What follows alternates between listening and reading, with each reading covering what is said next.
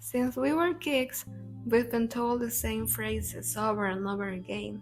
Be yourself, build your own personality, forge your identity. It sounds nice, doesn't it? But these ideas are clearly a lie, since identity is not built like an edifice, solid, with flat foundations and resistant to the unexpected. Rather, identity is largely a reflection of where and with whom we grow up. As a young person in this vast universe, identity has been a search for a place to call home. But the journey itself makes me wonder, is home a destination I have yet to reach? Or just a story I told myself? Some days, the search feels less like a path and more like a beautiful and terrifying wasteland. A wasteland that leaves me feeling more lost than close to finding any kind of belonging. By that said, today I want to tell you a story. A short story, barely a page long. It didn't give me an answer, but it shifted the question. Instead of asking, am I lost? It made me wonder, what if I'm just trying to fit in a place that is not meant to be mine? It is titled The Return of the Master, written by Alexandra David-Neel, an explorer who spent years in Tibet. Its most famous version is in the wonderful anthology by Borges Bioy, Short and Extraordinary Stories. From his early years, Miguel, such was his name, had felt that he was not where he belonged. He felt like a stranger in his family, a stranger in his village. In his dreams, he saw landscapes that were not ordinary. Sandy desert, circular fountains, a monastery in the mountains. When awake, these same images veil or cloud reality. Imagine that, spending your life feeling that your home doesn't feel like home, that your people aren't your people, that the real landscapes you see day after day don't resemble the landscapes you carry inside you. Miguel grows up like this, until at the age of 19 he runs away, and he begins to wonder. He's a beggar, a laborer, sometimes a thief, but he is always searching. He doesn't know exactly what, but he searches. One day he arrives at an inn near the border. He sees a Mongolian caravan and finds himself face to face with the old monk who commands it. Suddenly, they recognize each other. The young vagabond sees himself as an old lama and sees the monk as he was many years ago, when he was his disciple. The monk recognizes his old master in the boy. The old monk and the caravan had been searching for the recognition of his master for 20 years, and they had found him in that vagabond who didn't fit in anywhere. At dawn, Miguel left with them. He was returning, the story says, to the solitude of the sun, to the circular tents, and to the monastery of his previous incarnation. The first time I read this, I took the most obvious interpretation: reincarnation, spirituality, magic. But then I took it to class, and my teacher pointed out something that gave me deeper insight into the matter. She said, identity is not formed by oneself. As I said at the beginning of the video, it is the result of thousands of factors.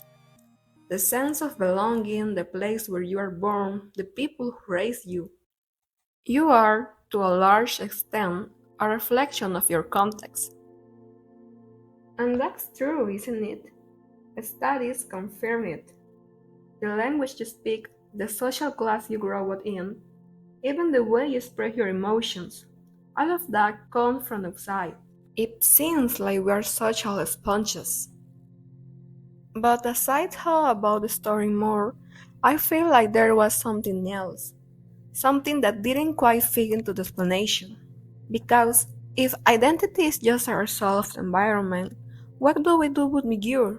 Look at him. He grows up in Nari. His family is from Nari. His village is from Nari.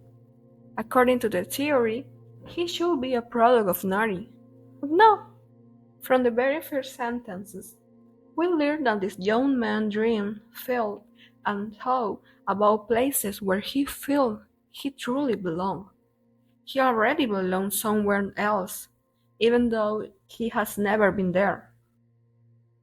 In my opinion, although identity is not an individual development, since it requires the factor of belonging, a society that welcomes you and makes you feel understood, I believe that we are capable of discerning where we do or do not feel we belong, even without being clear about how or why. The concept of identity then transcends place. It is closely linked to the resonance that naturally resides within oneself. It is not just that society sculpts a personality in us. It is that each person comes with a kind of internal tuning fork, a certain tone, a certain frequency of being. Miguel dreamed of deserts and monasteries long before he saw them. That is his tuning fork. What he didn't have was a sound box. His family, his village in Nari were the brown wood. They muffled his sound instead of amplifying it. It is not that he lacked identity. It is that his identity was waiting for the environment that would allow it to vibrate fully. And this, which seems like a magical story for 20th century Tibet, actually happens all the time. Have you ever met someone who grew up in a very conservative, very traditional family, yet dreamed of a completely different world from an early age? And then, when these persons find their trip, where friends, people, says, I finally feel at home. Or have you felt that yourself? That feeling of arriving in a new place, meeting certain people, and thinking, I fit in here. I can't explain why, but I fit in here. That's Miguel. That's recognition. That's moving from not belonging to belonging.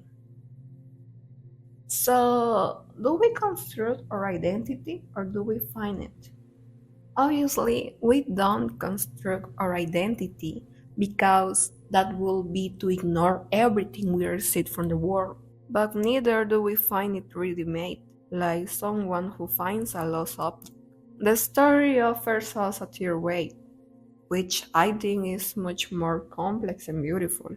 Identity as something we bring with us, in the form of dreams, desires, intuitions about where we belong, but which can only fully develop when we find the places and the people who make it feel recognized. Miguel's dreams were real. They were his identity searching for its place.